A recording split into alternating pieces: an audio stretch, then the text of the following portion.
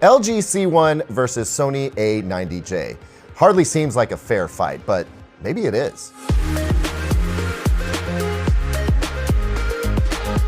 Welcome back, everyone. I'm Caleb Dennison, and if it weren't for the fact that LG decided to put out a less expensive A-series OLED, we'd be comparing polar opposites on the 4K OLED spectrum here, at least in terms of common consumer OLEDs. Sure, LG's wallpaper OLED and roll-up OLED are wacky expensive and super cool, but the Sony A90J sits right there at the top of what I think most folks would consider spending on an OLED TV. So the question we'll answer today is whether or not the Sony A90J is really that much better than the much more affordable C1.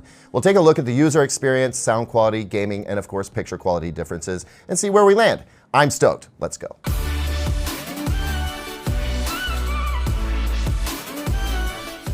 Let's start with design, because I think if you're going to spend big bucks on a fancy TV, it should look good, right? Both of these TVs have their pros and cons, but they're both attractive. In terms of profile, the Sony looks a little better due to its overall thinner measurements. Sony spreads the electronics components over a larger area of the back, so it's going to sit a little more flush to the wall when wall-mounted. The LG C1 has more of the ultra-thin OLED panel exposed, but has a slightly larger bump out on the back. Now, if you're stand mounting, that's where things really change from an aesthetic standpoint. The LG C1 has a centralized pedestal-style stand with a metal scoop facing outward. That pedestal is super heavy because it acts as a counterbalance since it just attaches to the back of the TV. This is a pretty low-slung setup, but that also means putting a soundbar in front of the TV is going to be tricky. The Sony uses legs at the far edges of the TV, which is a tricky situation itself since you'll need a big credenza or media cabinet to accommodate it. On the other hand, though, you can position the legs so that the TV sits flush against its stand, which is a look I really like. Or you can position them to raise the TV up to accommodate a soundbar. I like both approaches, but from a look standpoint, if I had to pick,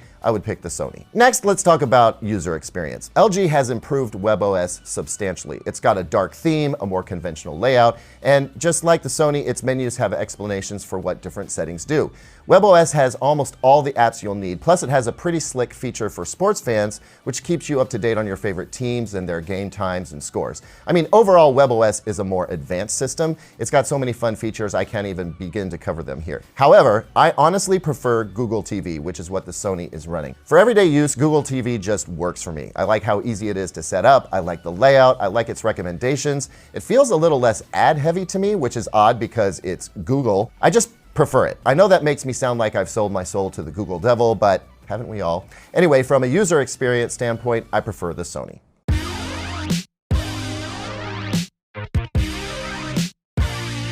Next, let's talk about sound quality. I know guys like me are always going on about pairing a premium TV up with a soundbar or home theater system, but the reality is lots of folks just use the TV's speakers. That's just life.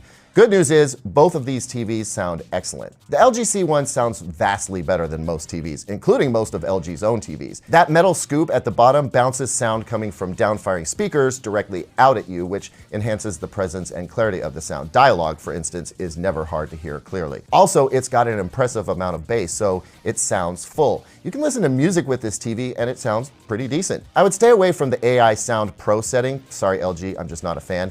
But just the standard sound mode works great. It even fakes surround pretty well for movies. The Sony A90J, however, is even better. If you're not aware, the screen is the speaker. There are little actuators on the back of the panel which vibrate the screen to make sound, and I know that sounds like wizardry, but it works really well. Sound objects seem to come from their location on the screen, which is a really cool trick.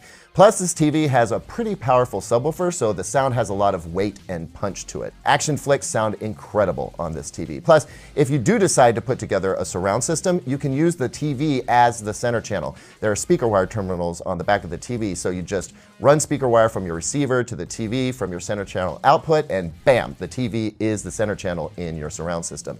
Super slick. So again, I have to call this category for the Sony A90J. Now let's talk about gaming. The latest gaming consoles and high-end PC graphics cards use HDMI 2.1, which can handle a ton more information than HDMI 2.0B, which is what's in most TVs these days. HDMI 2.0B maxes out at 18 gigabits per second, while HDMI 2.1 maxes out at between 40 and 48 gigabits per second. To get 4K at 120 Hz with variable refresh rate and 10-bit color all at the same time, you need HDMI 2.1. So the Sony A90J has two HDMI 2.1 ports, which is fine, but One of those HDMI 2.1 ports is also the eARC port, which could be problematic if you wanted to run both the PS5 and the Xbox Series X and be able to pass sound down to your soundbar or AV receiver. I get it, not a ton of folks are doing that, but it is a limitation worth pointing out. The LG C1, on the other hand, has 4 HDMI 2.1 ports, one of which is an eARC port, so you can pretty much do whatever you want with the C1. It's more versatile. In terms of input lag, the Sony A90J comes in at about 16 milliseconds at 4K 60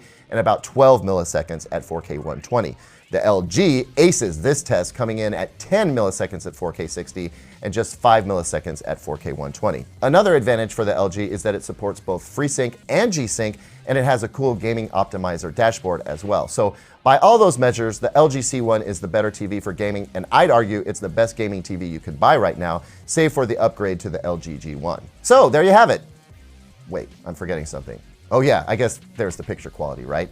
I kid. I know how important the picture quality is, and let me just get this out of the way. The Sony wins in the picture quality department. Reason 1, it's brighter. This is Sony's hot-rodded version of LG's new premium OLED panel, and this TV can get super bright with the right settings. I do want to point out, though, that if you use the settings that get the picture to the highest accuracy, it's not that much brighter than the LG C1, so keep that in mind if you're a stickler for accuracy and plan to get your set calibrated. Aside from the brightness aspect, the Sony has more accurate color out of the box, like it's pretty much dead on without calibration. But I think what really gets me about the Sony A90J's picture quality is its detail. It resolves detail better than any other TV I've seen in my 10 years of doing this. It's so satisfying. Also, the Sony's motion handling is beyond reproach. It manages to tamp down stutter without kicking me in the face with soap opera effect better than any other TV I've seen so far as well. So, package it all up, and yes, the Sony has a better picture.